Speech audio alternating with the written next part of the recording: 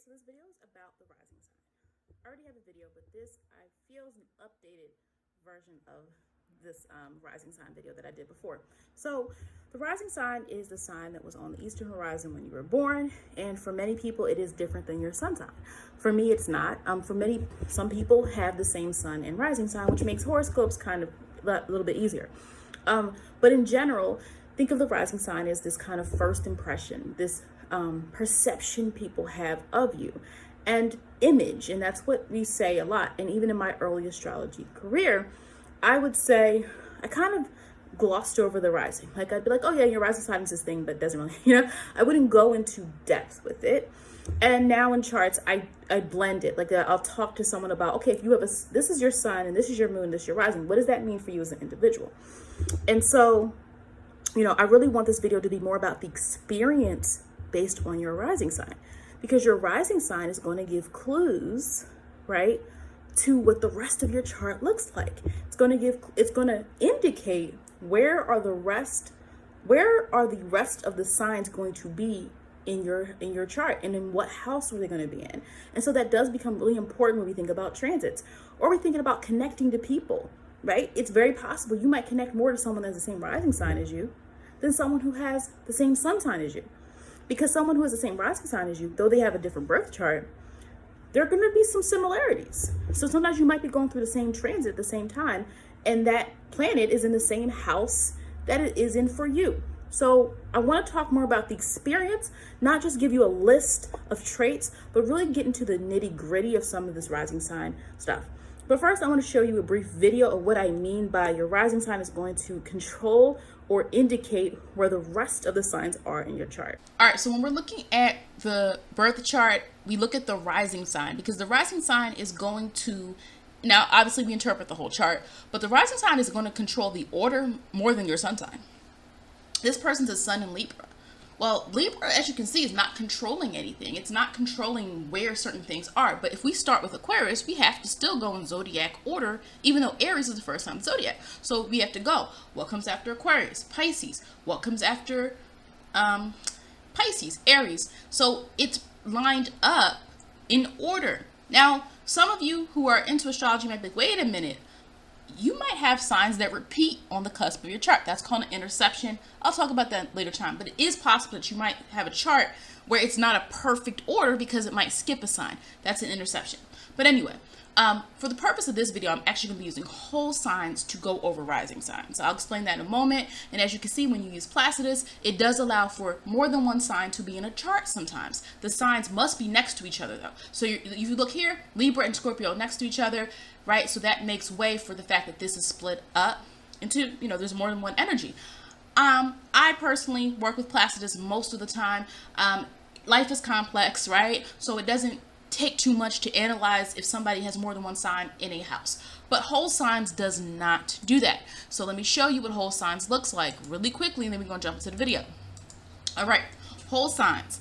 Whole sign says, no ma'am, you cannot have two signs in one house. So whole signs really is more strict with no. We cannot put these two houses, we can't put these two signs in the ninth house, as you saw with the other chart.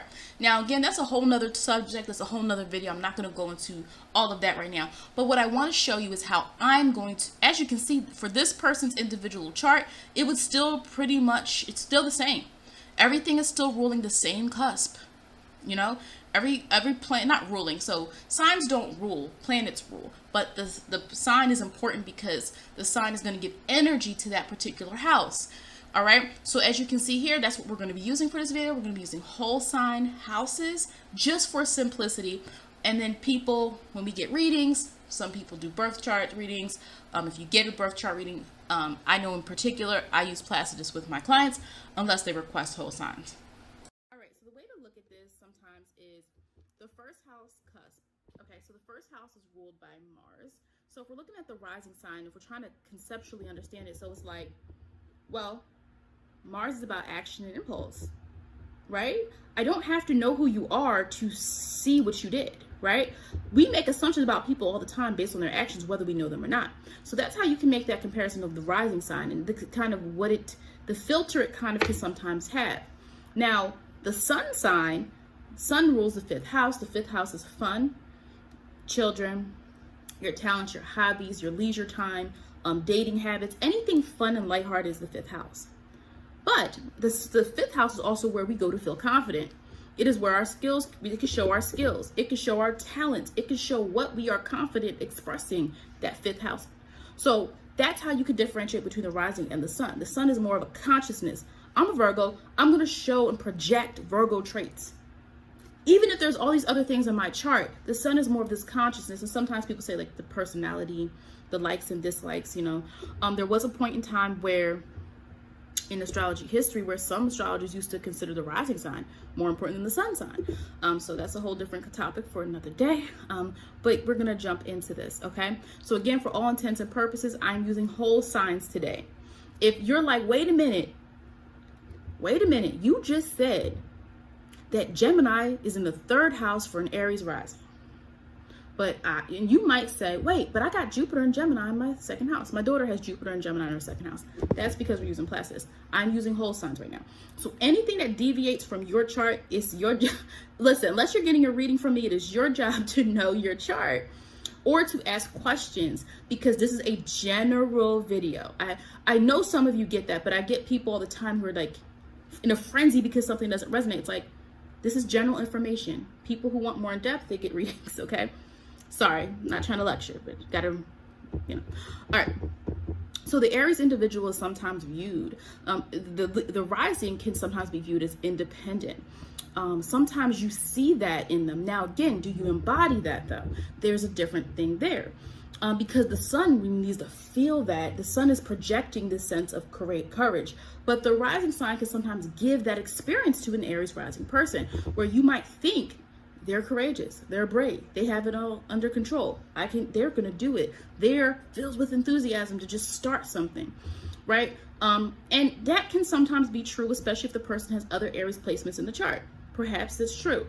But sometimes the Aries rising experience can be positive if you get opportunities, because people assume that you kind of have this initiative. The big thing with Aries energy is initiative. So when you have the Aries rising, that could be sometimes where you see someone get promoted and you're like, wait a minute, why did that person get promoted?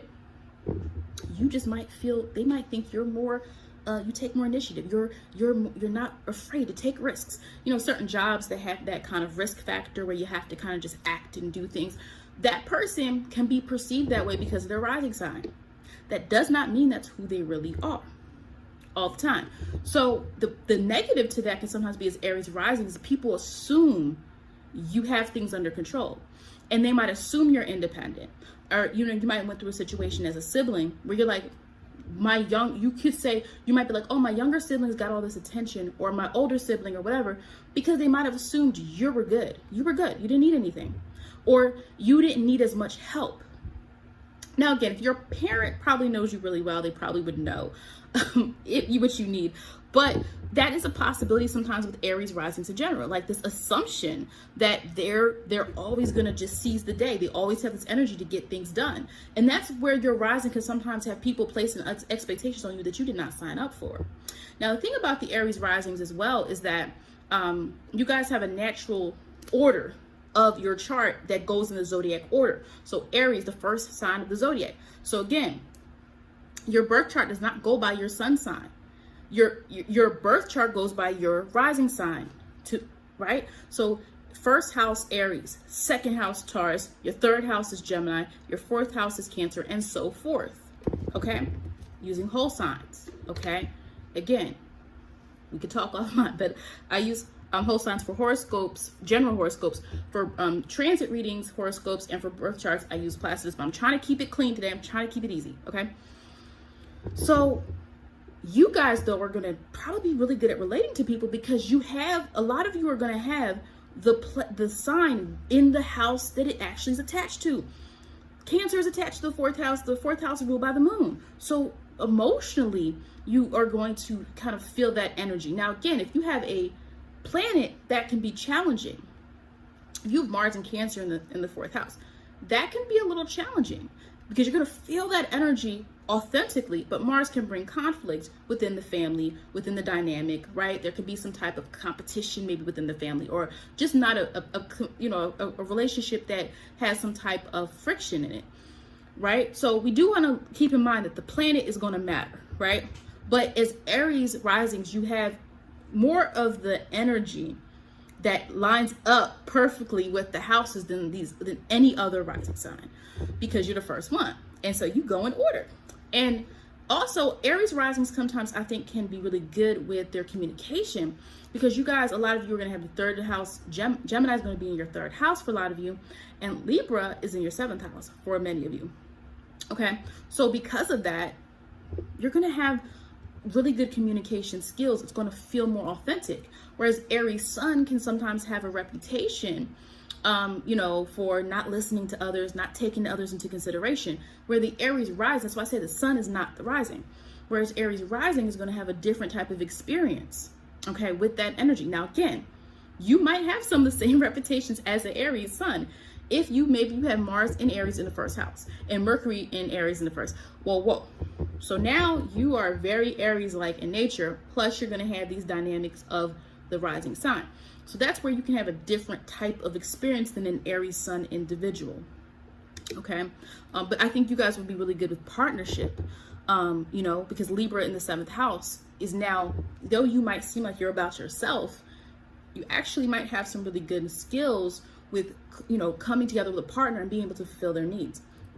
Unless it's met with a challenging placement, right? If there's a challenging placement in the seventh house, well, that's going to change some situations.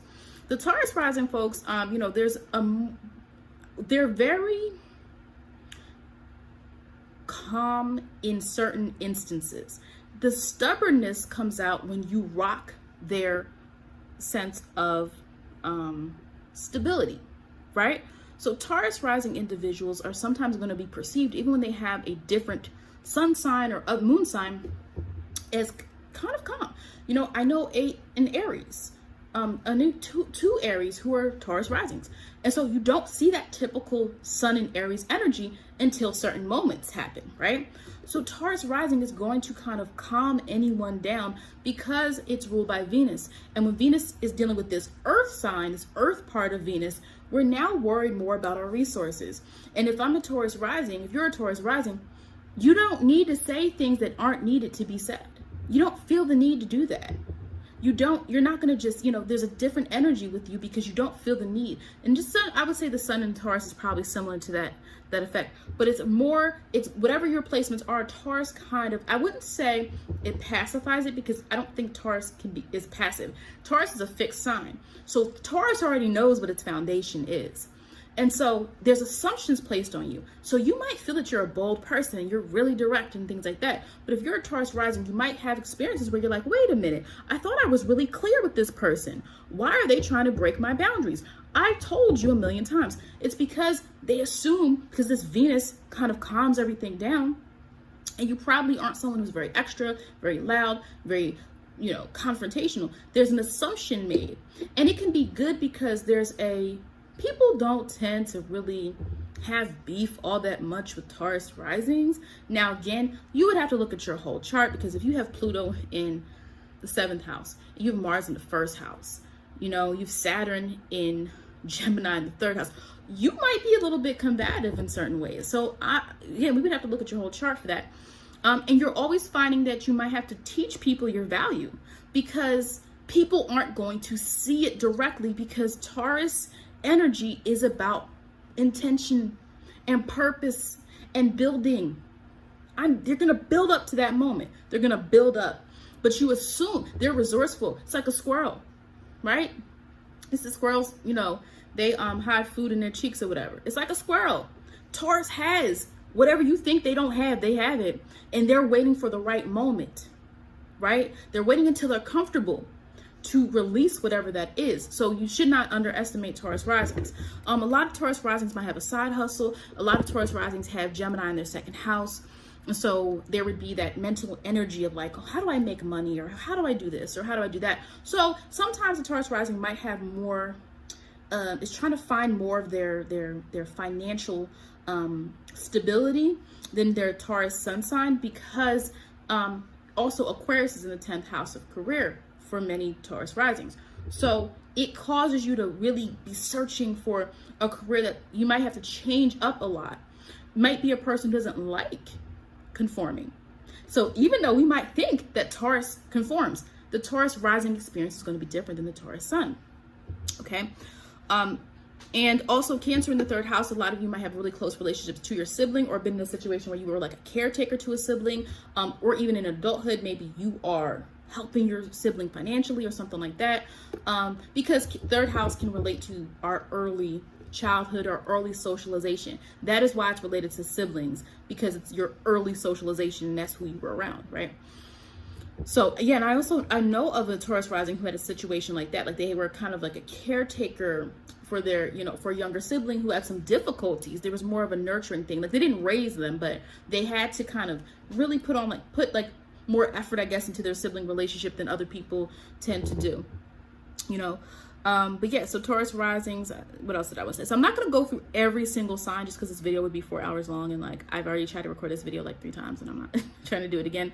But yes, that's what we would typically see. There's ability really to have a lot of, also I think meaningful relationships. If you have Scorpio in the 7th house, there's, an intense need. Also Leo in the 4th house for many Taurus rising. So it's this kind of love. So Cancer being in the 3rd house that can be related to siblings. Now the 3rd house, we know the 3rd house is related to learning as well. Early socialization, communication, but for this video, I'm talking about this, and I have a 3rd house video if you want to see what that is all about. But the 4th house, Leo, is this kind of generosity. And so if you have Leo in your 4th house as a Taurus rising, family is important, but also there might be ways in which you stand out in the family when it comes to some type of, your security, your role within the family. Something stands out, and it might even be career related because you also, a lot of you will have Aquarius in the 10th house. So that might be the experience of a Taurus rising individual. Again, your chart is going to determine certain things as well. Gemini risings. Well, okay, so Gemini risings, in general, there is this focus of information.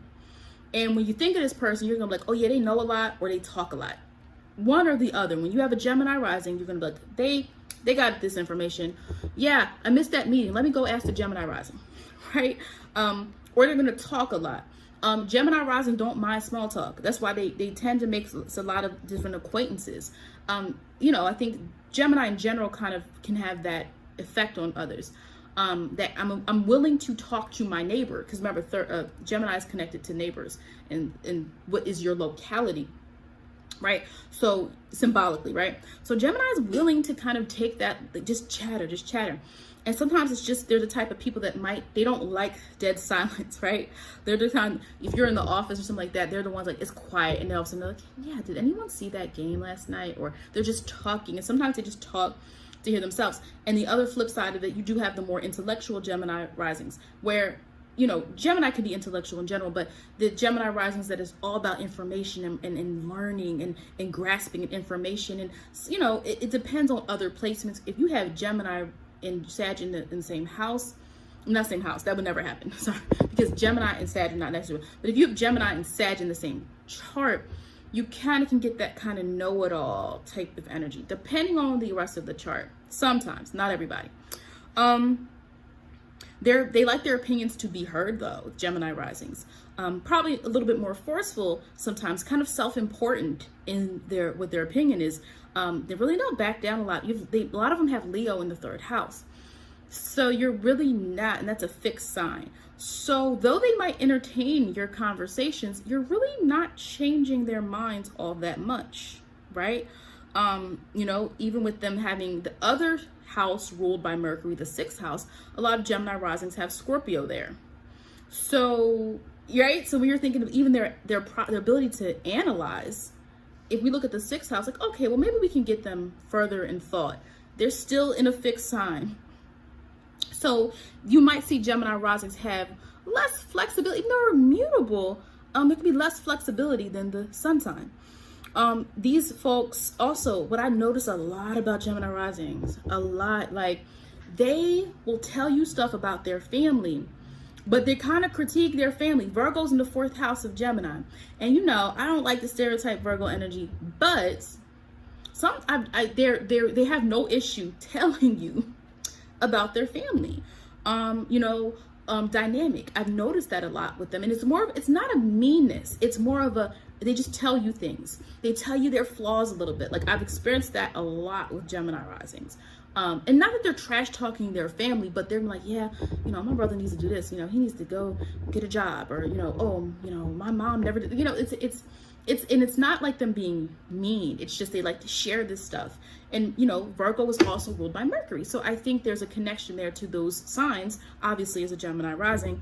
And you also see that Gemini rising, a lot of you, again, you have to look at the personal chart, but most of you, you are 80% sure, for most of you, that there's probably going to be, your earth houses are going to have water signs in them. So many of you can resonate with that.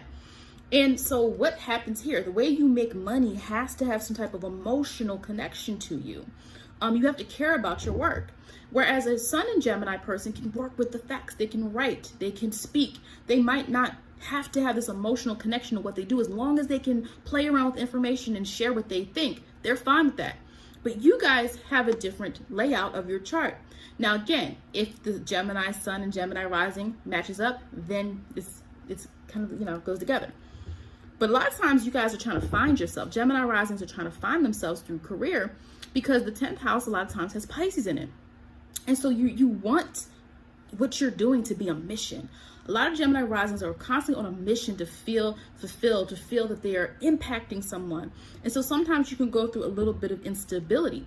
Also with the 9th, a lot of you having Aquarius in the 9th house of journey, of just trying to learn, trying to see through the truth, trying to establish and find. It's almost like you're on a search to find what you believe. So Aquarius is fixed air.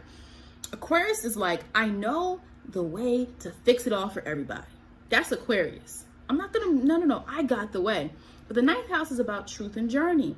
So a lot of times some of you are on a quest of some sort to learn your truth, to find what career really, is going to, be where you feel that you have impact, you have influence. So that is definitely something that Gemini risings might experience.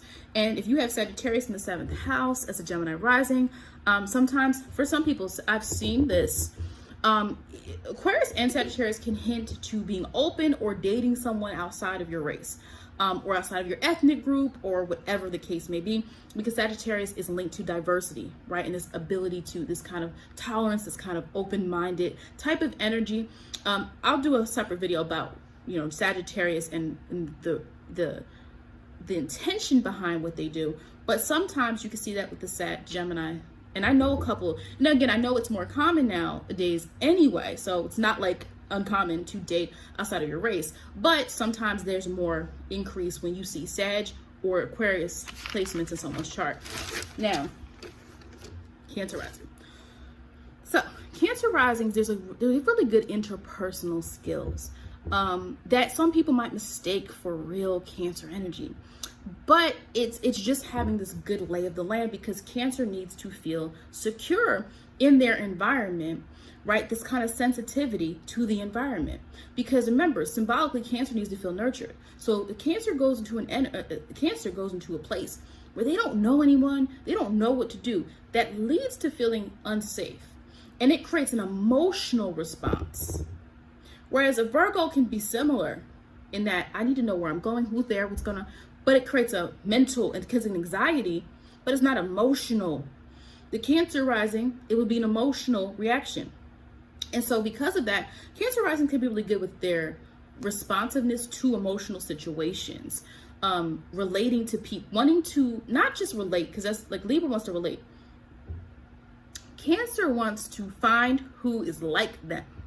So Cancer risings have a good way of going into a scene and sniffing out who's like me that I can hang out with, that I can feel safe. This need to feel safe, this need to feel secure, right? But again, the Cancer rising is not the Cancer sun. So a lot of times some people will think a person has this kind of nurturing and this kind of caring, this kind of emotional intelligence. Cancer rising is great because it's intuitive. This an intuitive type of nature Cancer rising often has. But again, that's not the Cancer sun. But the sun really wants to project that. The rising is just experiencing that by default, right? And a lot of times, what I would say for a lot of Cancer risings, they, a lot of them tend to get into partnerships. I wouldn't say easily, but maybe a lot. They like intense, they like commitment, some of them. Again, look at the whole chart, because people will be like, but that's not me. It's like, well, what's your chart look like, right? Like, the reason I said is because I'm backing it up, right? Well, you have Cancer in your first house. You're open to showing emotion. So even if you're not an emotional person, at the core, there's an openness there, especially if you have placements in the first house in Cancer. Not only that, but there's a fourth house Libra. So your emotional core, the fourth house related to Moon in Cancer, the fourth house partnership, emotionally, you like to collaborate. You like to feel that you're a part of people. Cancer risings might not like to live alone. Some of them may have never lived alone. You might have had roommates your whole life until you got married or you got into your relationship. Cancer risings like that partnership. And also, a lot of Cancer risings have seventh house, Capricorn in seventh house. So Capricorn is about commitment and tradition and taking things seriously, right?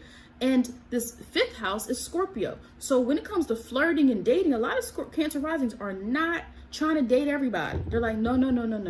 There's more of a seriousness, more of a need for intimacy. Now, where they might vary, though, is other areas of the life where you have Sagittarius in the sixth house. They might have a very busy, active daily life, right? You might be doing a lot of different things, maybe too much, taking on too much, because you also have 10th house Aries. A lot of Cancer risings have Aries in the 10th house.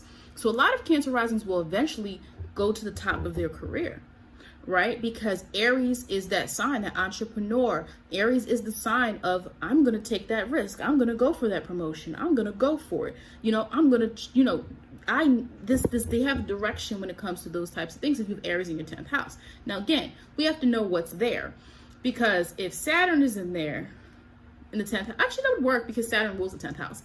But Saturn in Aries in the 10th house can work, but then Aries it's also, you have to learn that lesson. So wherever Saturn is in your chart, you got to learn that lesson though before you can get that reward. But yeah, so Cancer risings, I think there's an importance of partnership is very important to you guys. And that's why I say it's important to start thinking through the rising sign tendencies, because it's going to be different, right, than the Cancer sun. Now, the Taurus in the 11th house. A lot of Tauruses in the 11th house are great. I can think of 2 Cancer risings off the top of my head right now that I know. They're good at starting things. Remember, Taurus is the master builder. Taurus is like, let's get the foundation done. Let's just lay it out. And so Taurus in the 11th house, you guys can be able to go with groundwork, laying the framework, being the first to start an organization, starting it, being good with it. Like, it might work for you, especially if you have like Mars and Taurus in the 11th house or Uranus and Taurus in the 11th house. Like, starting something, initiating it, being innovative can be indicators of something that you're able to do. And it's always going to be something that you value. So Cancer risings are typically, they're going to find things they care about, and your network and your friends and the people around you are typically going to share similar values in some way. Usually you like, it's, even with this Pisces being in a lot of your 9th houses, there's this, I need to feel like we're on the same wavelength, right? So that's what we have when we have some Cancer risings. Okay, Leo rising. Okay, so the Leo rising individual.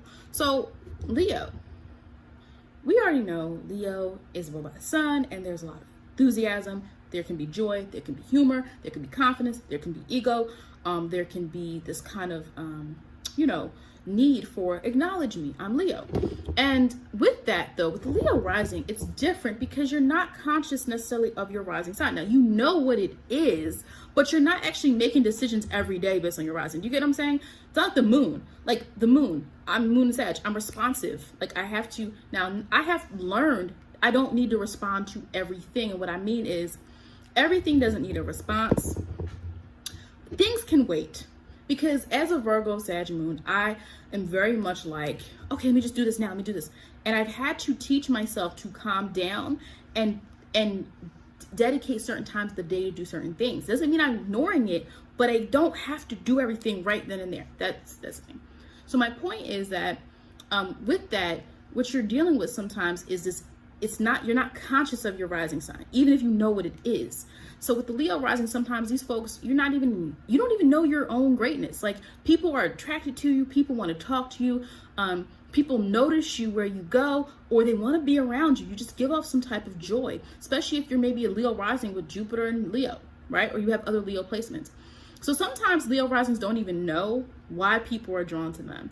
And it's interesting because then that can kind of lead, interestingly enough, to questioning yourself, maybe not always having a lot of confidence, because if you don't have a lot of Leo in your chart, you're a Leo rising, keep attracting people, you're trying to figure out, like, why? What is going on? Like, you know, why are so many people looking at me, talking to me, want to be around me? But that can benefit you, because I don't want to say you don't have to do that much, but you really don't. Like, if your rising is what this kind of perception is, and it's an energy that people see, you don't have to do all that much to get noticed. And so that helps you in other areas of your life, especially if you have other placements in the chart that can indicate that. But the interesting thing about Leo risings are a little bit better with communication than Leo suns, because Leo risings, so Leo risings are going to they have Libra, a lot of you Leo risings, Libra in the 3rd house. So now with my communication, I'm not just directing it at you like Aries. Libras, let's talk about this. Hey, did you know this? Hey, what did you think about that? I thought that, like, it's right. So it's this good type of, I'm going to share information with you in order to relate with you. And also you would have the 11th house of network, of friendship, is Gemini, right? And you know, Gemini's got to get all the information out. And again, now Gemini's applying it to their group dynamics, their friendships. They're going to circulate things among the group. Hey guys, did you hear about this event happening? And Aquarius would be in your 7th house. Now that can lead to some strange relationships, strange relationship situations, strange abilities, strange ways of relating in relationships. Now again, it would depend, because if you have a planet in Aquarius in the 7th house, well, now we got to talk about that, right?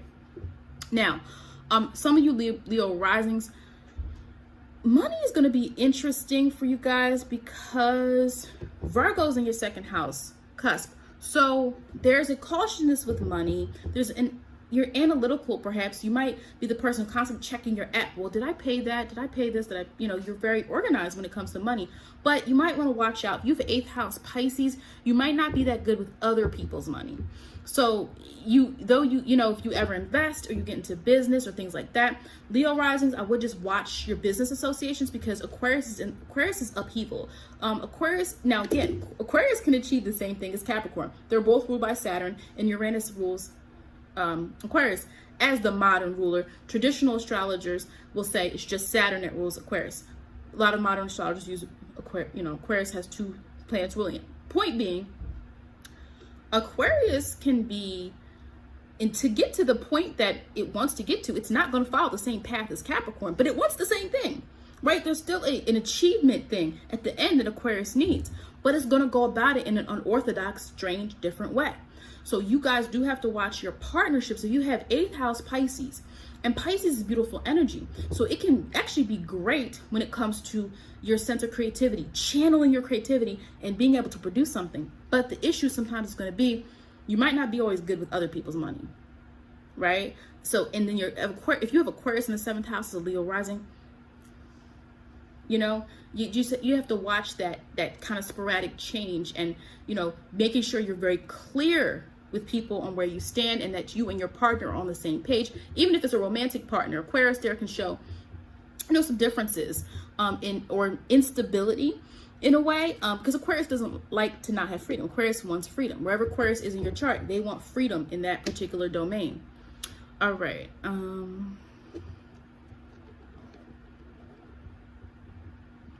And also, a lot of, interestingly enough, I would say compared to the sun, Leo rising is more okay with staying where they're used to. So you might see the Leo sun could maybe have more passion for going what they want than the Leo rising sometimes, because The Leo rising has Taurus in the 10th house, and Taurus wants to stay where it's stacked. I want to stack. I'm going to stack. I'm not leaving. Like Taurus might say, I'm not leaving my job because I'm going to keep moving up. I'm going to store everything. Taurus wants to store things for when they get it. That's why a lot of times y'all don't even see Taurus energy coming, because they've been storing things quietly, because they don't need to make a bunch of noise, right?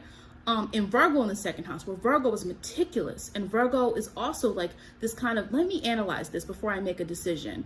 Virgo doesn't like that much disruption either, because Virgo likes to know what to expect so it can plan for it and process it. So Leo risings might stay more in the same career or in the same place for a while, more so than the Leo suns. Now the Virgo rising. So the Virgo rising, we know that there's dealings with concept of organization. So there's a projection, or not projection, that's the sun, but like there's a noticing of these Virgo risings of, these folks like to have things together. They don't like to look unprepared. So throwing something on a Virgo rising out of nowhere kind of stirs them up. Give them time to analyze, because that's what they're going to want to do. Now, Virgo rising sometimes can have this, you guys might appear as like self-conscious about your work or what you do, even when it's good. So to some people, sometimes people might view that as like constantly having to give you positive praise, because sometimes you guys can, and I'm a Virgo rising too. I'm a Virgo rising, so I'm not. You can give off this aura of like, oh, is it okay? Was I good? And that's great, because Virgo's risings are really good with feedback, because it's a mutable sign. So Virgo risings like to figure it out and be able to mold it into something that is going to be good, right? Virgo risings also ask a lot of questions for clarification, because the reputation of what we're going to view as Virgo risings as they want to make sure they have all their ducks in a row, right? Because Virgo risings, there is this need. It was not even perfection, this need for perfection that we say Virgo has. I don't seek perfection. I do seek things to look as good as they can or be as good as they can, but perfection doesn't always exist. And this is my videos, like the lighting's bad. I'm sorry, you're just here for the information. You've heard me say that, because I'm like, I don't have time for perfection. Like, this has to get out. And I'm learning that, like, I can't obsess over perfection. But Virgo rising sometimes do that, and their work ethic tends to be really good. Now, again, we have to look at the whole rest of the chart to see what other influences are going on there. But with Virgo risings, there is this kind of, their work tends to be really good. It's very specific. If you want to task something out, we look at Virgo risings, a lot of times we're like, oh, you can handle that. Oh, you could do it, right? But again, you can assume a Virgo rising wants to organize stuff. You can assume a Virgo rising wants to analyze things, but they might not be.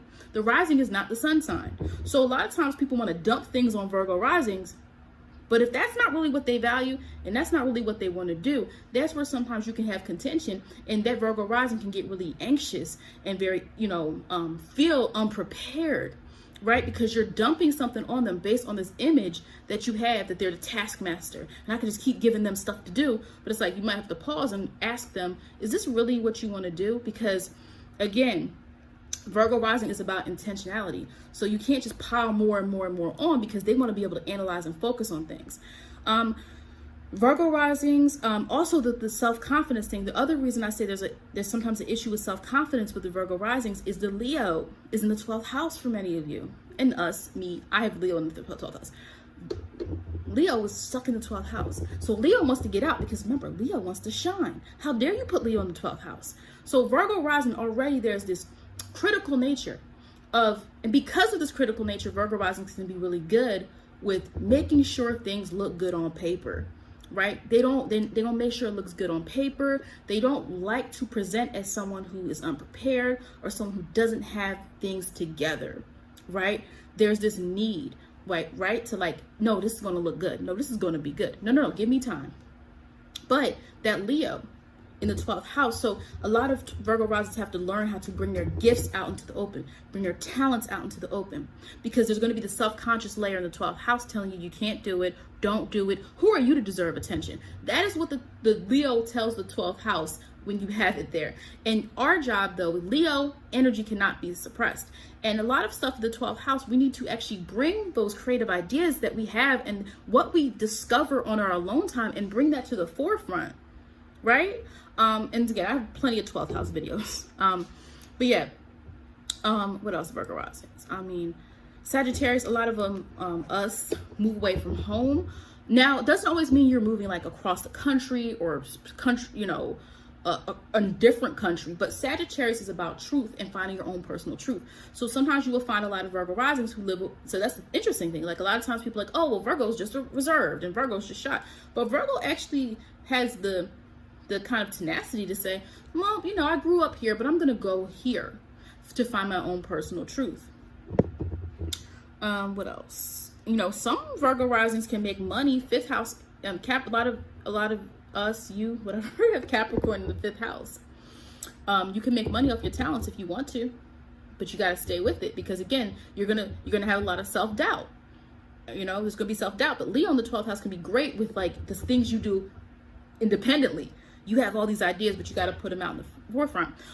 What I was saying about Capricorn, so in my chart, I have Sagittarius in the 4th house, 2 planets there, and then I have Neptune and Capricorn in my 4th house in Placidus. But if I do whole signs, Neptune and Capricorn moves to my 5th house.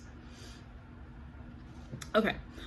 Aries, I do think that Virgo risings do have to watch their money when it comes to spending other, just like I said for Leo, it's more about the vision. Like Leo risings might spend money thinking something's a good idea, but they didn't really plan it out, because Pisces can be really idealistic.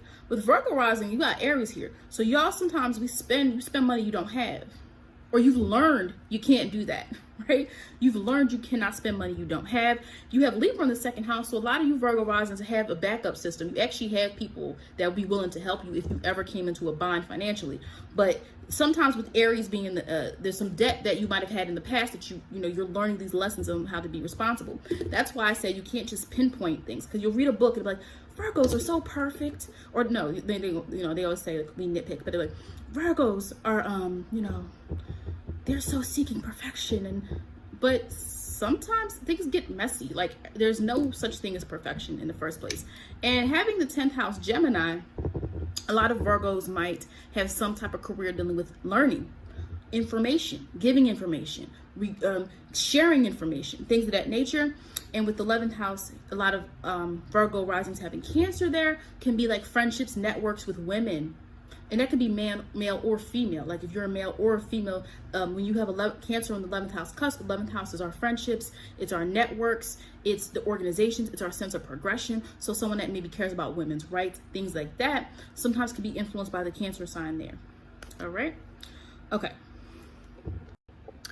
All right, so we're going to talk about the Libra rising now. Okay, so if you've been watching this video, you're like, whoa, yeah, I changed. No, I'm doing this part of the video the next day because I lost the recording for Libra through Scorpio. Yeah, lost it in the beginning of Sag. Lost it. I deleted it accidentally and I cannot get it back. So that's really frustrating. But let's move on. Libra risings. So Libra rising, a lot of times we're going to see this kind of person who's, I think appears agreeable, appears relatable. I don't think you're not striving to be relatable like the sun. The sun is the consciousness, right? And so is the rising. These people tend to be like non-confrontational.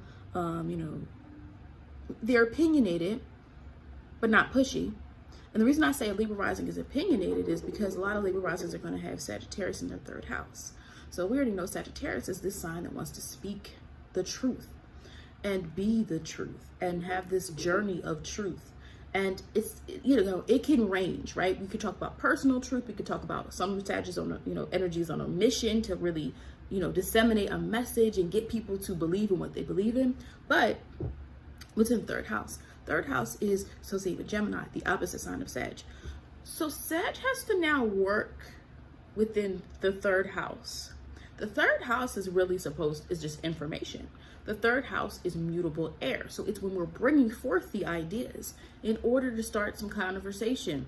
Now, the thing is, Sagittarius already knows what it thinks, and the Sagittarius is trying to embody that truth. So when you put Sagittarius in the 3rd house, a lot of times you have people who are trying to sometimes make what they think the truth for everyone, right? Because Sag really is in the 9th house. That's where it belongs. Not, I wouldn't say belongs, but that is where it is the most pure expression of the energy would be the Sag in the 9th house. But this Libra would have more opinions. You might not be as diplomatic as this Libra sign. Some other, influences there. Would have Gemini in the ninth house. So Gemini, again, is about information. But we're putting it in the ninth house, which is more about this journey that we go on, the self-discovery journey. So when Gemini is here, you might talk a lot about the things that you believe. So when it's in the third house, the people around you, you might have this more kind of like, it's like the person who goes to their family functions and wants to share what they believe to their family. And like, you want your family to do this thing, right? It's like you go to your family function, you go to Thanksgiving and you're like, hey, I'm a vegetarian. You guys shouldn't be eating meat, right? I'm not saying all vegetarians do that. I'm just saying like, that's an example. Or like, political things. You might go to the family function, start talking politics and disagree with your family. You might be into like some new age spiritual stuff. You go home to this is Sag in the third house. You go home to your family because the third house, local, right? Where you're from is fourth house. But third house is siblings or your early socialization, right? So it can also be like just that, when you're an adult, the third house can still relate to the sibling relationships. So sometimes it goes to relate just what type of relationships you have with your friends in general. Now, the 11th house is actually friendship, but the third house can be anybody that we talk to in close proximity. What is our behavior like? But when Gemini's in the ninth house, a lot of you still seek information. You still seek, when you go out into the world, it's a little bit different.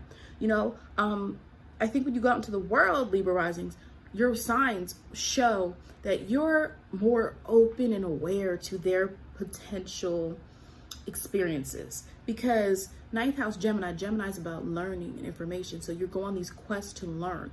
You might be someone who constantly is going back to school to learn. Now, third house is early education. The ninth house would be higher. So we're talking about people who go on journeys and study abroad. That's ninth house, right? When we talk about getting a doctorate and doing your research and going to different places, that's more ninth house energy. Ninth house would be more of the expansion of what you know. We're now trying to get to the knowledge point. A lot of you also would have, so here's where we have to pay attention to the rising sign, because Aries would be most of your seventh houses, again, if you are using whole signs. I don't want to freak people out because I said I use Placidus, but I know how to interpret using both. But a lot of you are going to have Aries in the seventh house. And that is where we're going to see the difference, right? Because a lot of times we're going to look, and a lot of times people are going to assume things. They're going to say, hey, this Libra rising person is so, they're so charming, they're so nice, invite him over. But Aries is about I won't say self-importance, but Aries is about the self. So when we put Aries in the seventh house, we're going to get a different type of experience, okay?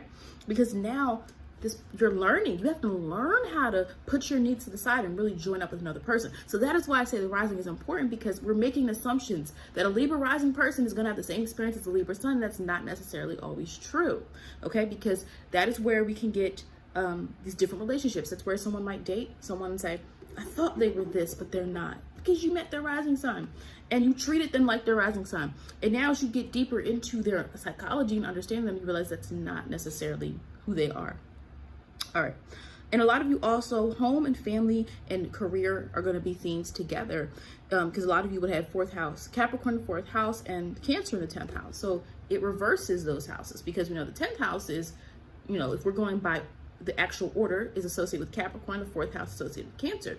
So a lot of you might put family first when it comes to your career. Home and career might be tied together. Some people might even be like a family business.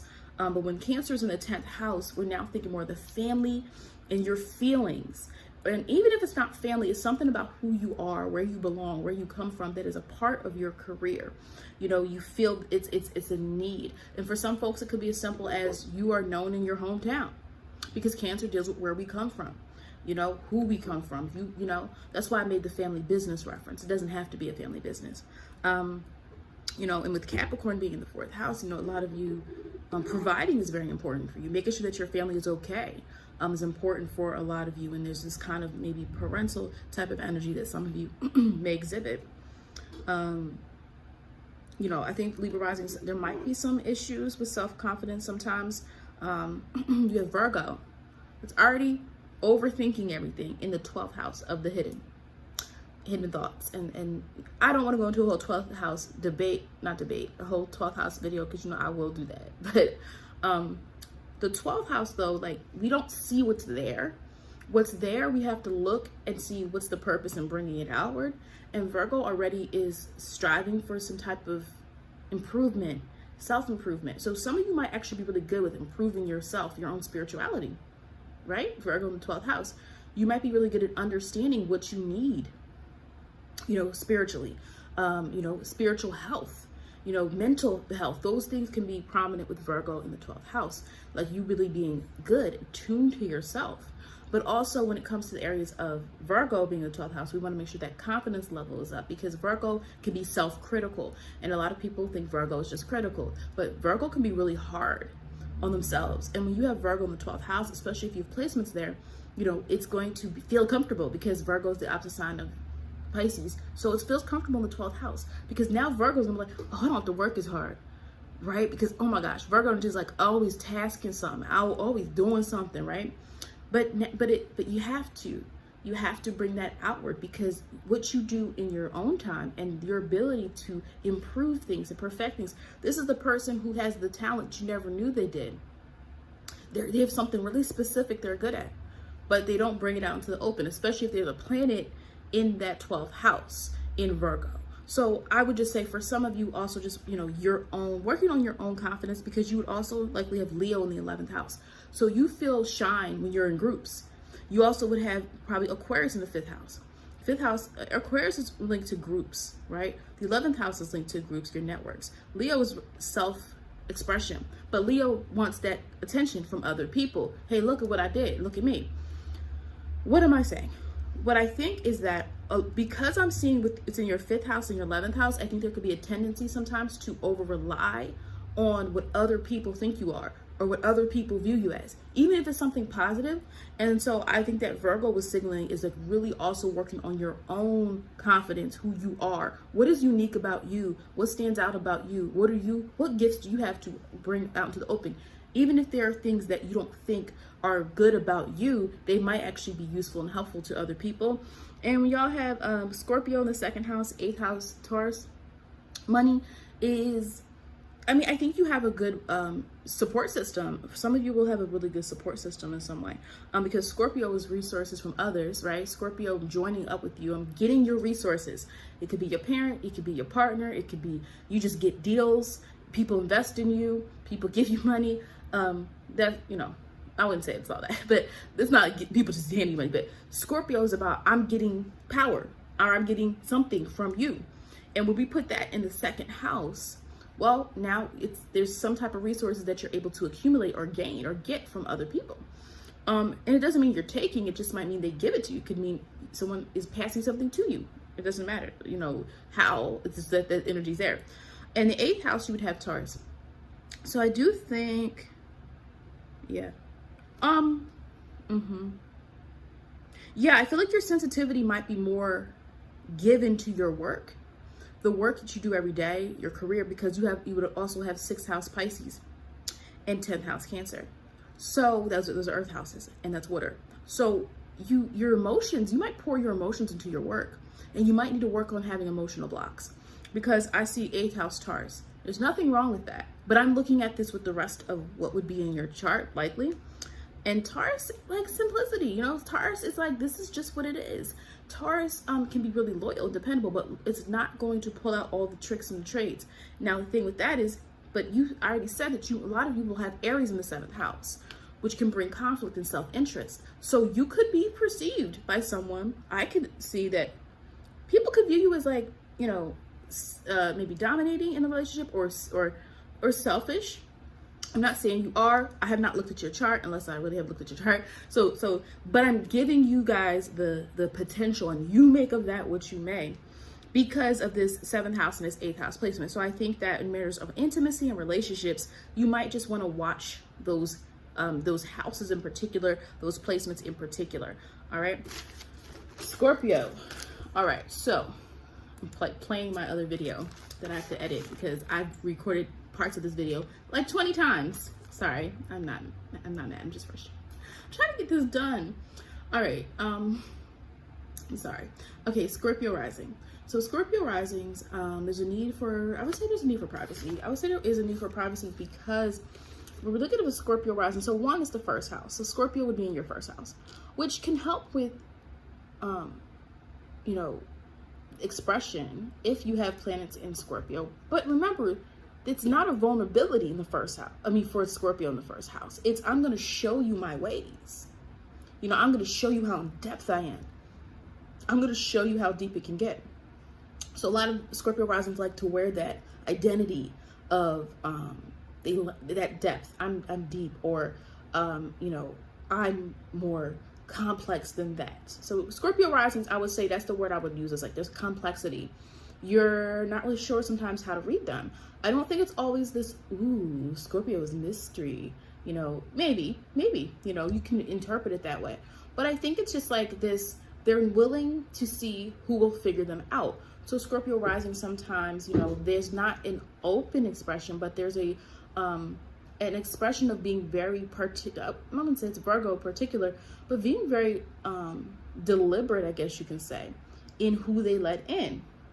So if you know a Scorpio rising person and they have any other Scorpio placements especially, there's been careful vetting of who they have in their life. Because Scorpio is different than other water signs. Other water signs feel more obligation. Pisces to all, right? I love everybody. Cancer to family, where they come from, you know. Scorpio is more strategic, I would say, and who they choose to love. I'm not saying Scorpios don't automatically love their family, but they could be the type that cut their family off, or they could be the type that, yeah, we're related, but that doesn't mean, you know what I mean? Scorpio is more intentional with who they give their emotions to. And with that, Scorpio rising, that's how this person is going to appear to you. Sometimes you might feel like, even, oh, I got to prove myself to this person. Scorpio risings, if this is you, you kind of might have that vibe about you. And that might be helpful to know that people sometimes can't read you. And when people don't, they kind of get really, I would say people get uncomfortable if they don't know what you're about. So sometimes they might cast certain ideas on you. Oh, they don't really talk that much. Oh, they, you know, oh, you know, they're, you know, but I think they'll also go on, and again, if you're a Gemini, Mercury and Gemini, and Sag moon or something, you're probably going to be a talkative Scorpio rising to some degree. But I think the thing people sense in you is the actual seriousness. And I think that can go really well. It's seriousness and it's intention. And I think Capricorn risings can be taken serious too. But with the Scorpio rising, people might view you more as someone who's got a commitment, you know, and so people will sense this kind of serious nature in a lot of you, especially when we look at the fact that Capricorn is in your third house for many of you. So third house, Capricorn is taking, Capricorn is direct. There's really no way to misinterpret Capricorn energy. Like, it's telling you the goal, it's telling you the plan, it's telling you, you know, what it needs to be done. And Capricorn has a method for doing that, this kind of strategy that is very, you know, direct. And so we put Capricorn in the third house.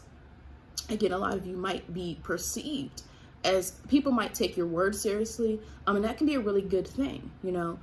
Even when we look at the more light-hearted signs, or the signs that are a little bit less intense, like Gemini, which is more about information and objectivity, it's in your 8th house. So there's a potential for deep thought. I think a lot of you don't get locked into emotion like people might assume. Yeah, because your water signs are in fire houses. So even though we can look at Scorpio and we can say, well, you know, Scorpio is Scorpio energy, it has this, you know, this penetrating, observant quality to it. You know, where there is this assessment, you know, I think that is the Scorpio, that is a signature quality of Scorpio. But in your chart, if you're a Scorpio rising, I feel like some of y'all are a little bit less maybe intense than the Scorpios themselves.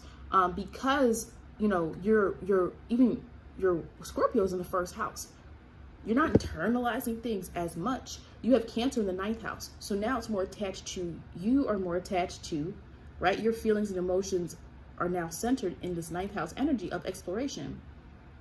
That would be the person who I don't want to go too specific, but the ninth house Cancer person might be the person who goes into like genealogy. Ninth house in Cancer, genealogy. I'm finding out where you come from. You know, relatives, family trees, things of that nature. Trying to understand the origin of things by going out and expanding your horizons and things like that. You know, so you're not as that secretive, I'm just going to stay to one place type of energy in the first place, you know. And then having, where's the other water sign? Pisces in the 5th house.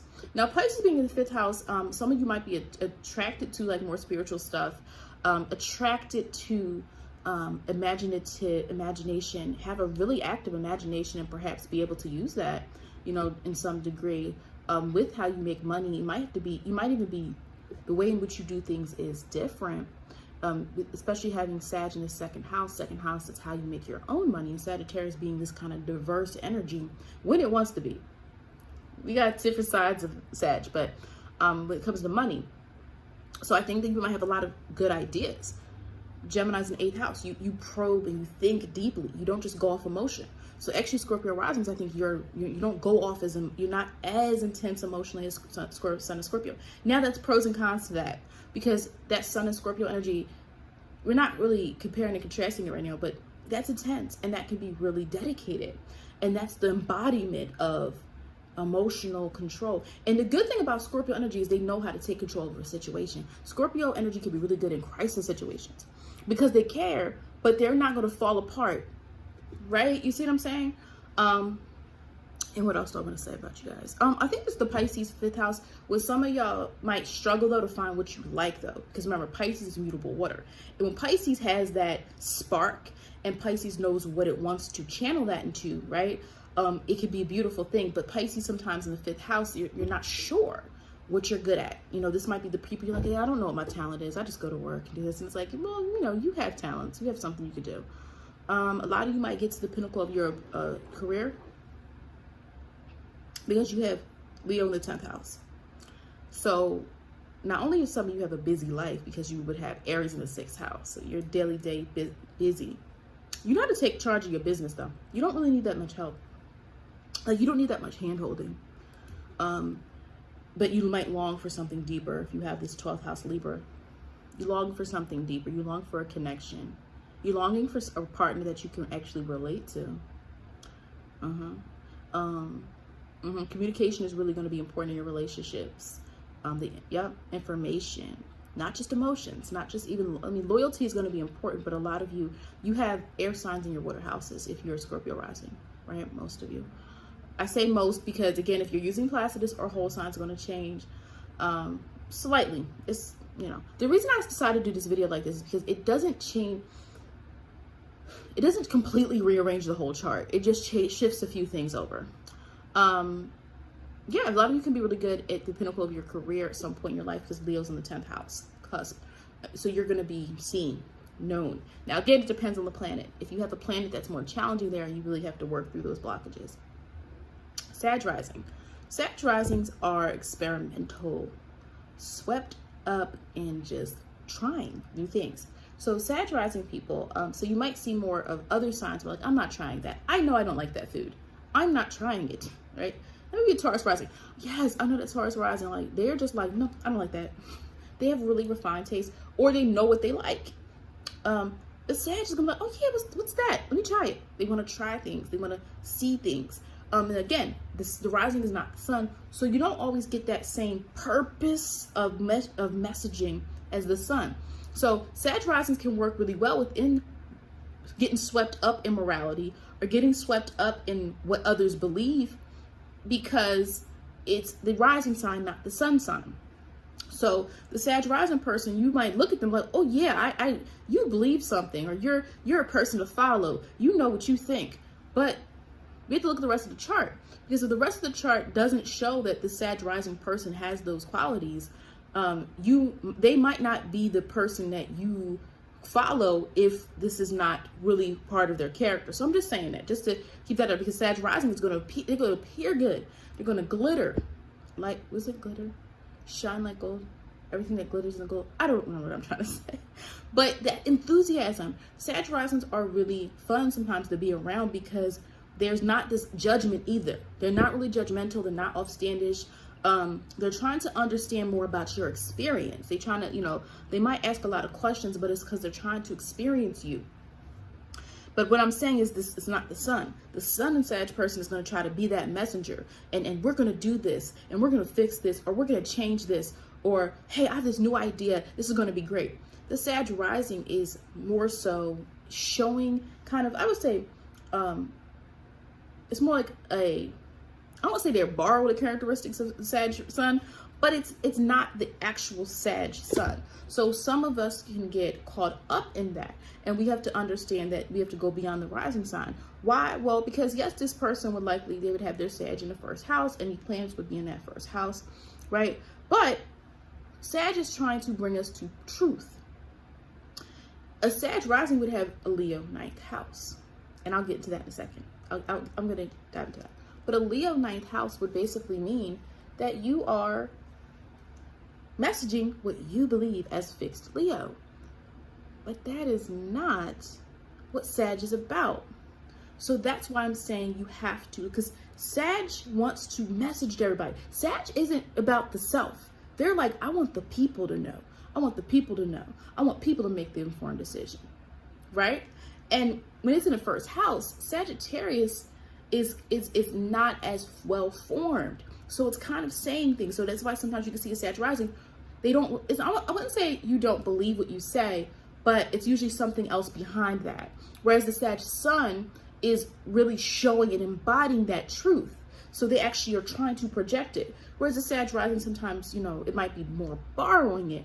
And that's not a bad thing, because what's going to happen is people are going to look to you. And that's the thing, that's the pressure. People are going to look to you like they're going to think, oh, well, you're going to speak up for us, right? Or you're going to do this, right? Or you're down to do this, right? They're going to view that. And if you don't really have that optimism and that I'm going to take charge and I'm going to seize the day. This idea is great. Let's run with it. Let's try this out. Energy, it can sometimes lead to people, oh, they don't mean what they say. Oh, he just changed his mind, because they're looking at your rising sign, not the other components of you. How to keep up with a Sag rising person. Travel can be really big for some of them, because it's different. Like, they can get swept up in wanting to experience, whereas the sun in Sag is creating the experiences. So that's where it's very different. So it's like they're not always sparking the message or the delivery like a sun in Sag or Mercury in Sag is, but they get swept up in it. Sag rising can get like, oh wow, you're doing that, I'm gonna come too. Yeah, I'm gonna do that. Like, oh, you're going to this, I'm gonna go too. You going to this concert? Like, but it's more so about this journey. So they can get swept up in the journey sometimes, even of, I would say, others, because Gemini is in a lot of Sag rising 7th house. So this idea of whoever's around me, I want to communicate with you. I want to talk to you.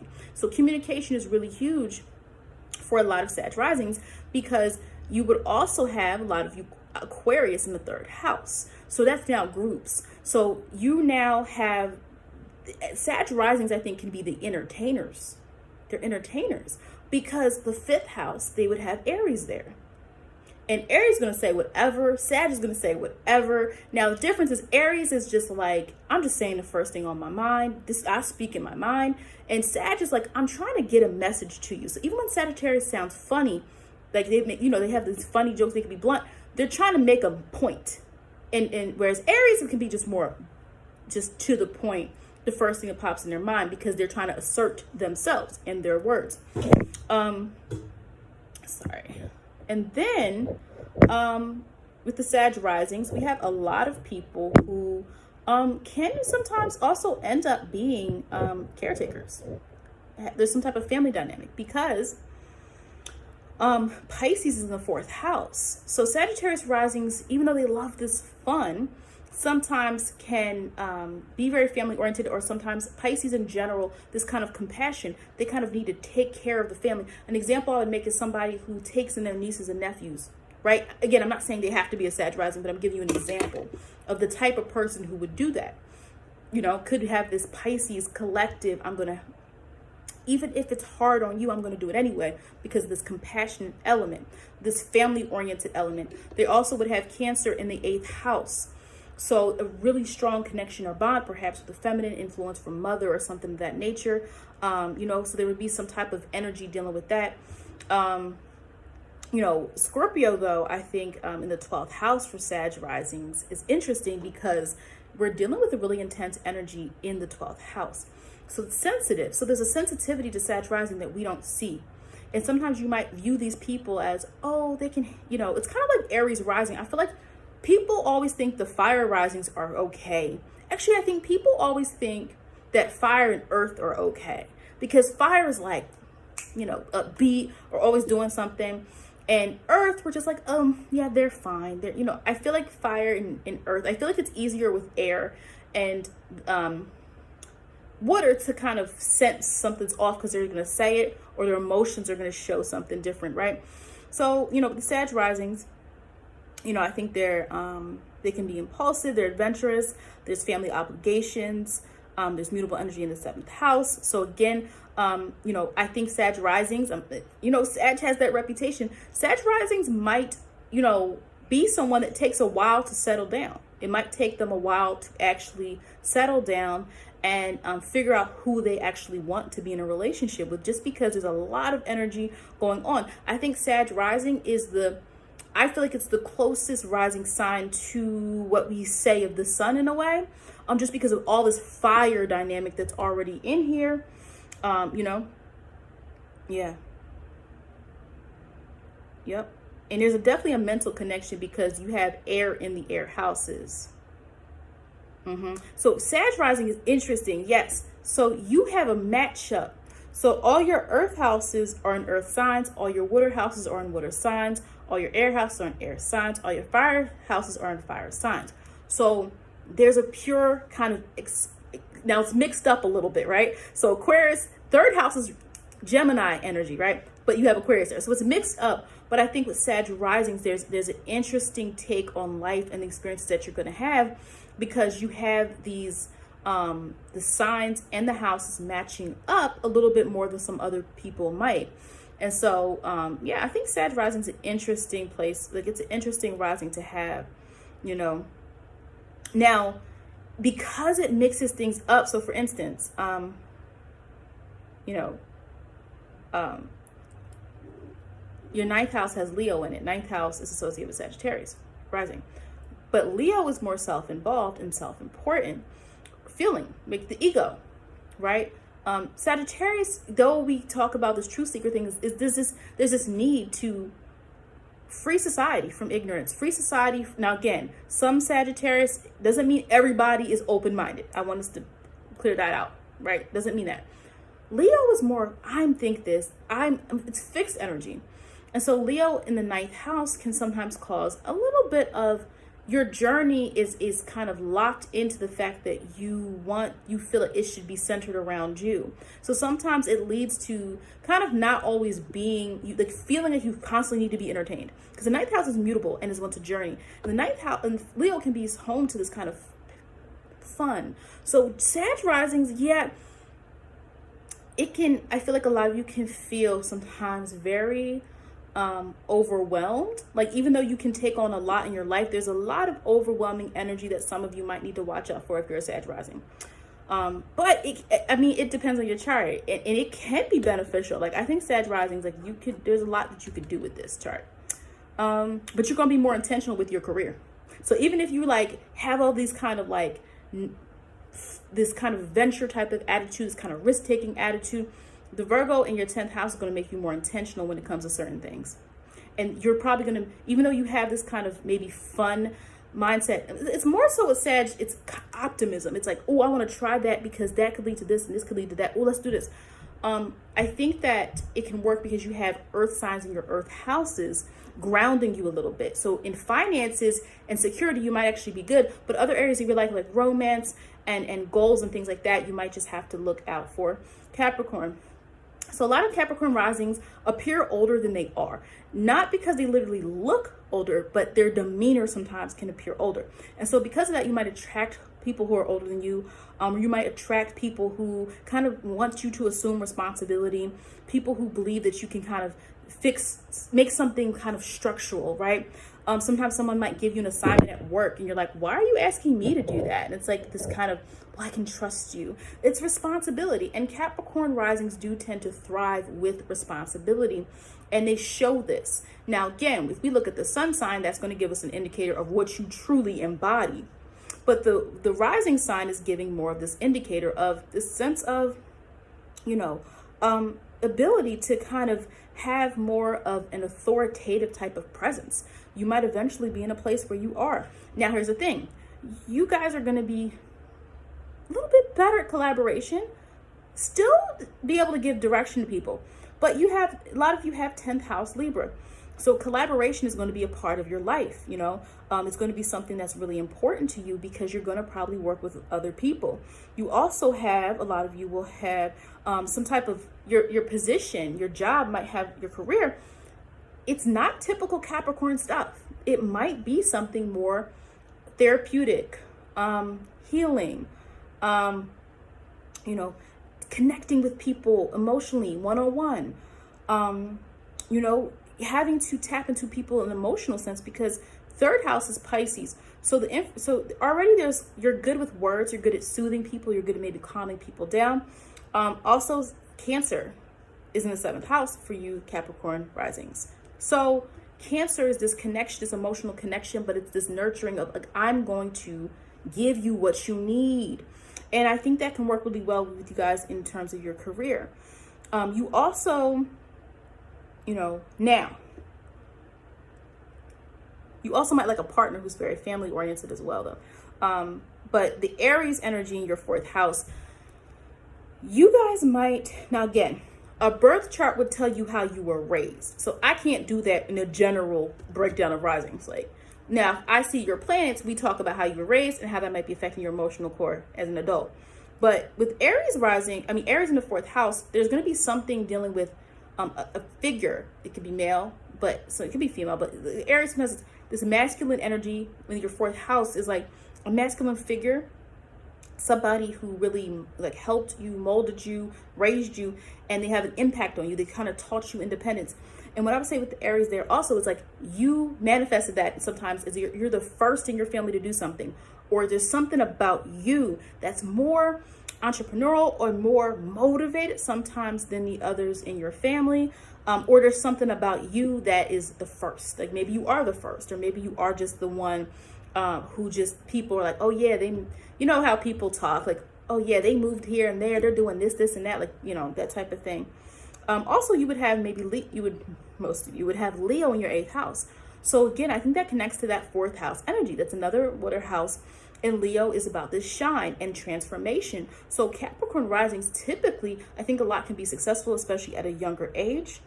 Now, Virgo being on your 9th house cusp, a lot of you might travel for specific reasons. So that could be dealing with career, or could simply be you're traveling because you want to learn new things, to process things. Virgo needs a reason for things. I feel like Taurus does too, but Virgo is very specific. Like, well, I need that because of this, So some of you, now your 5th house would have Taurus in it.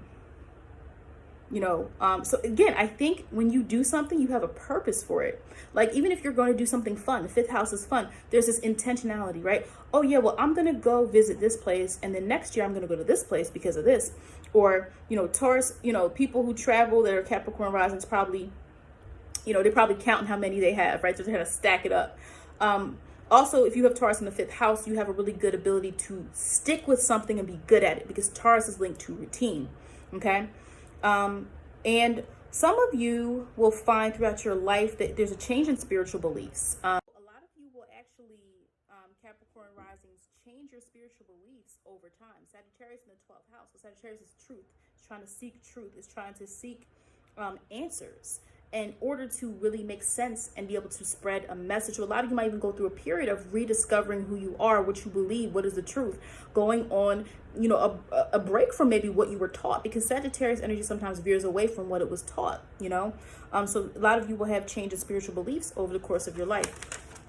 Now, Aquarius. So Aquarius, Aquarius risings, there tends to be an open-minded approach. They're curious about alternatives. Aquarius rising sometimes will like, well, why not try this way? Well, why are we doing it this way?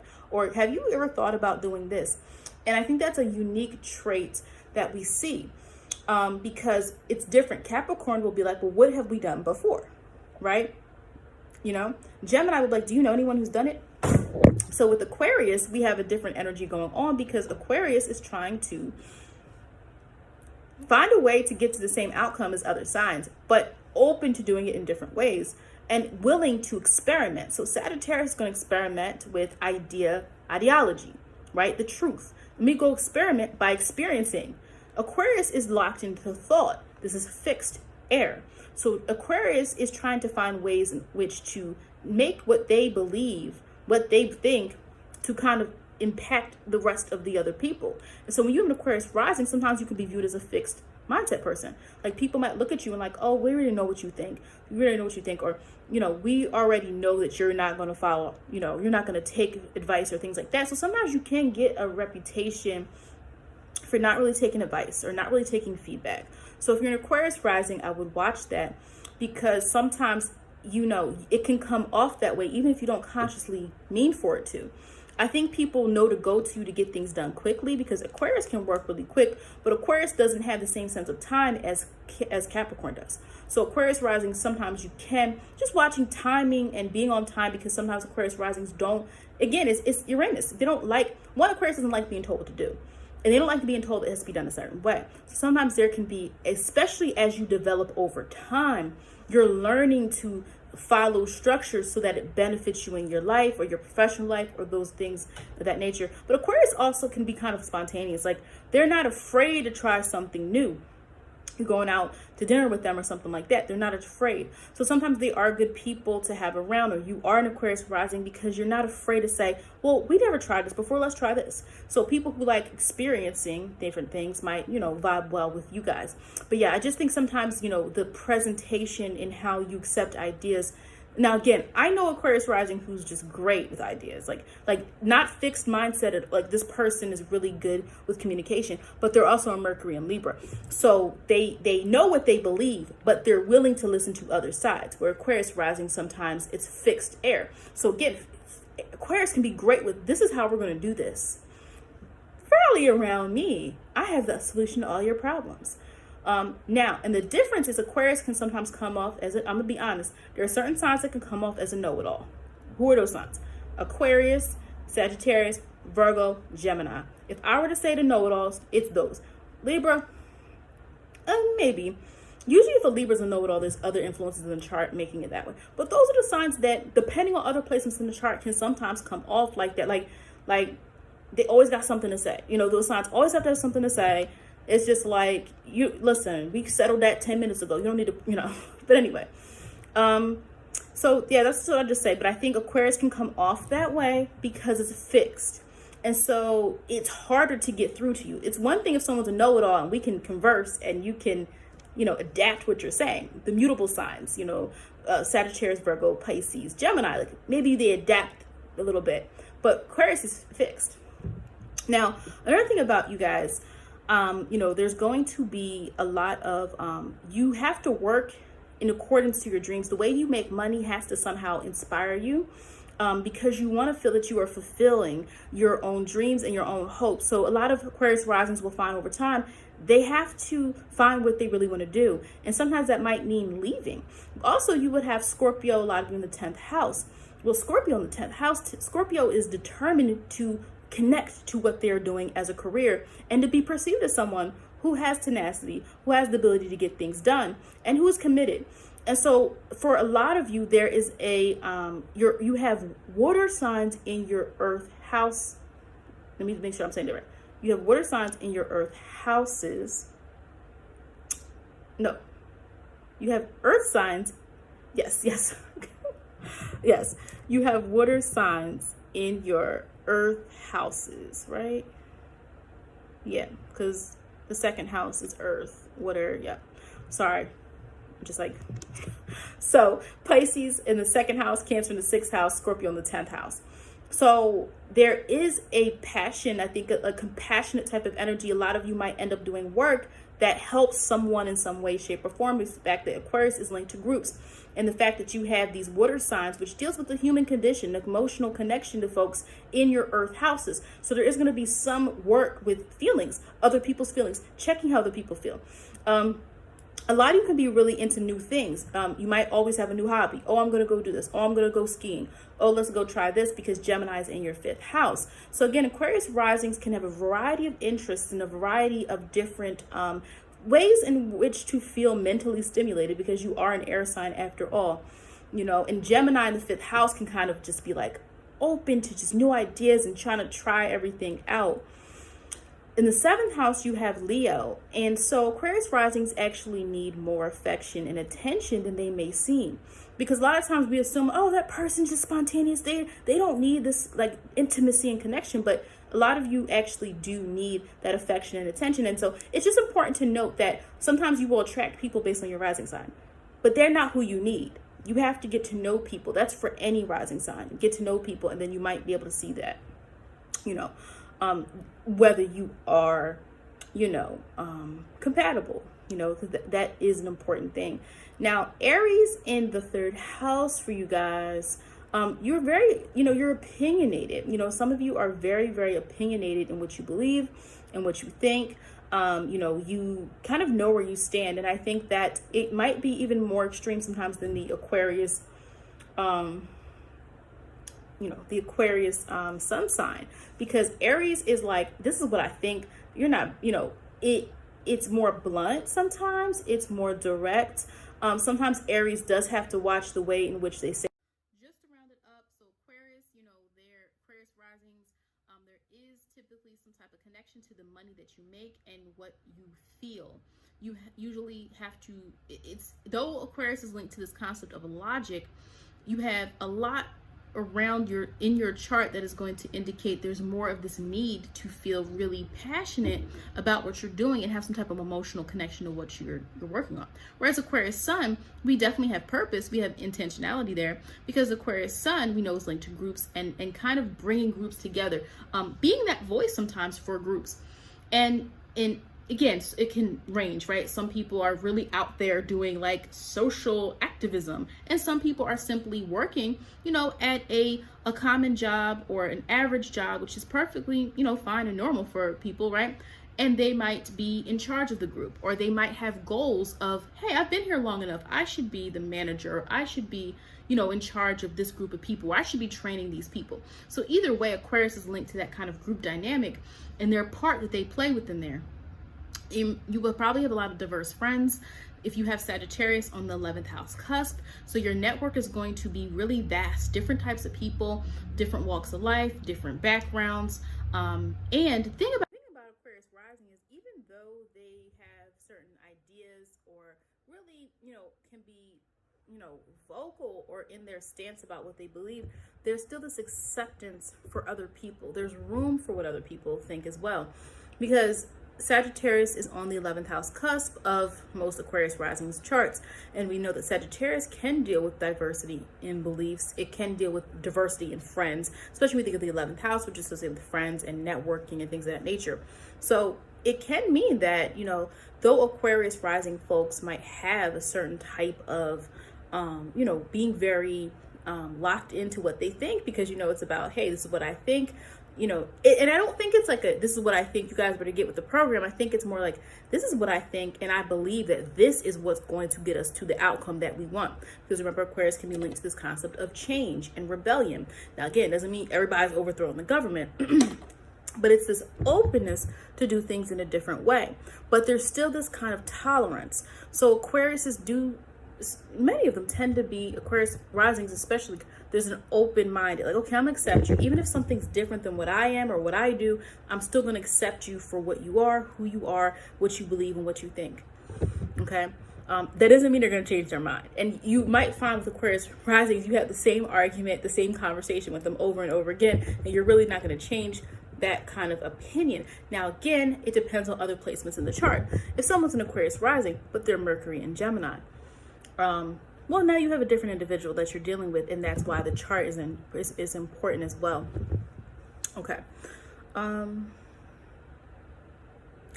Pisces risings. Okay, so Pisces risings, you know, tend to, you kind of can tell a Pisces rising, you know, there's a compassionate nature that is upfront. The thing about a rising sign is it's upfront. That's why sometimes you can guess someone's rising sign without always knowing their sun sign. I've done that before with folks where, like, I'm like, you seem like a, you know, and so the rising sign of the Pisces person, it's So I think the benefit is that you might fit in anywhere you go. Though Pisces tends to want to retreat back to the world they create, when it's a Pisces rising, it's a little bit different because the sun in Pisces person is trying to project Pisces ideals. When your rising is in Pisces, you might be perceived as someone who is kind of in their own world. You might, be able to fit in anywhere, any different groups. The drawback is sometimes being accused, sometimes of not being authentic, not being real, or people don't know what to think of you. And the reality of it is Pisces doesn't have to deal with what's real, right? So when we're thinking about the rising sign, people are perceiving this as, okay, we don't really know what to think. Now it's different than the other water signs. Whereas with Cancer is going to come to a situation and be like, I don't know these people. I don't know this. Let me find somebody I can go to. Scorpio goes in and it's like, this is not my scene. I don't know you people. Like, I need to trust you before I go hang out with you guys. Pisces has this more open, this kind of optimism, this kind of hopefulness of like, I'm going to embrace you. So that's why Pisces risings can be seen as someone who can kind of fit into any situation. Now, the problem sometimes is you have to know where that line is drawn, because people sometimes can accuse you of certain things because they don't know where you stand. Because with the Pisces rising person, it's kind of like, well, if you accept everything or you accept everyone, where do you really stand? Or is there any area of your life where you are, focused and grounded? And so sometimes Pisces risings can feel like people don't take them seriously, and you might have these great qualities about you, and you might even have a group of people that you associate with, but there's still this feeling sometimes of people might not always take you seriously. And it's very important for you to find the right group of people. And another reason I say it is because a lot of Pisces rising, 12th house, Aquarius in the 12th house cusp. Aquarius is linked to groups and shared ideology in a way. So even though Aquarius can be linked to this concept of thinking outside the box, right? They still need people that they feel they can indulge their mind, with and trust to speak out about certain things. Because Aquarius needs freedom of thought. Well, Pisces, having it in the 12th house can sometimes mean you feel disconnected from groups. And so sometimes it can cause people, some people to overcompensate by trying to find, where do I fit in with this group? Where do I fit in here? And wanting that genuine connection, especially when you have Gemini in the 4th house, where communicating your feelings might be something that you aren't really used to doing. Gemini is very objective, and though Gemini likes to think about what they're feeling, the energy is not always conducive to pouring out your heart and being very vulnerable. So the Libra rising person is not really this emotional, always this empathetic, sensitive pit. I don't want to use the word pit. I don't know, like that people think, because there's not a lot in your placements that would indicate that, unless your moon is in Pisces as well, because your 8th house of intimacy and depth has Libra in it. So you're trying to connect to people. So Pisces risings, you might always look at trying to connect to people. You're always trying to find people that you feel you can relate to. You have Libra in the 8th house. You're yearning for that connection with people. And it's really going to come more from a mental standpoint, Pisces rising, than it is from feeling and just kind of fitting in, or let me shapeshift into what this group is. Now, there can be benefits to that. Knowing how to navigate in a group dynamic and knowing how to go to different settings and still get along with people and still have, benefit and still network with people. You have Capricorn in the 11th house. So Pisces risings, you guys can do that for your benefit to your career or to your reputation. So do you see what I'm saying, where the rising gets complex? We start looking at these signs and the energy that it can provide for your house. Now, another thing I want to bring up, some of you have to watch money though, because if you have Aries in the 2nd house, so Aries can be impulsive. We all know that, right? But that sometimes it's needed. But when we're talking about the second house, we're talking about our possessions, our resources, our property. We can't be all that risky when we're trying to accumulate resources, right?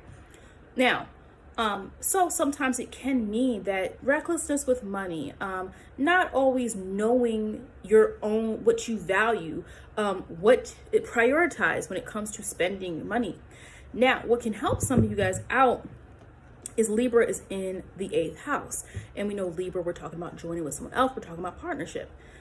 Well, then that you have to be careful with that, because though that can be great to solve the fact that some of you might struggle with risk taking and money and getting your grounding up, and you're getting your foundation up, Libra can lead to codependency if you don't use it appropriately. You see what I'm saying? So just be wary of that. Libra can be great for you joining up with someone else and having similar ideas of how the partnership should go. But again, there's a lot of air. There's a lot of air placements here. The air placements are in your water houses. And so communication is going to be very important for you in any type of interpersonal relationship. And though Pisces energy can be known for being self-sacrificing or very, I think they're the most accepting sign of the zodiac, because even the other signs, you can get into a little bit of a battle with them, right? Sagittarius can be energy, sometimes can be indignant. It's subjective. So when you're passionate about your beliefs and your morals and what you believe is the truth and what you want to say, it can come off a certain way sometimes. And, same thing with Aquarius. Now, Aquarius is not going to be as brash. There could be like sarcastic energy to the Aquarius, but Aquarius is still fixed. So you don't always walk away from a conversation always feeling heard, even though they will entertain you and let you talk. Pisces is trying to understand you, whereas their opposite sign Virgo is trying to analyze you. Pisces is trying to understand you. You see what I'm saying?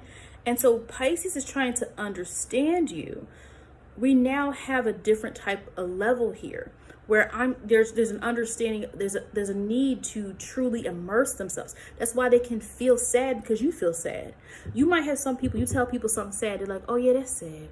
Pisces might really be walking around all day like, man, I'm so sad. Yeah, my roommate, something bad happened to her sister, or oh man, I'm so sad, my partner, this and that. So, and it's beautiful, because those are the people that want to heal others.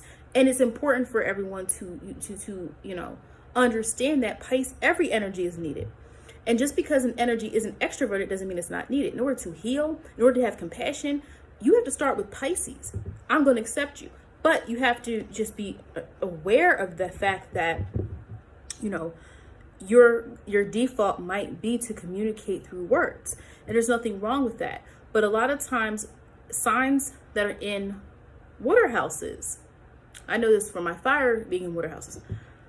Signs in water houses that are not water signs can sometimes fake themselves into believing you're not emotional. Oh, you're not emotional. You don't show it. But deep down, you are, right? So finding the right words, Pisces Rising, to communicate how you feel is going to be important to you really developing those human connections that you really want and need. That is it for this video. Make sure you're subscribed. If you're not yet subscribed, please like this video.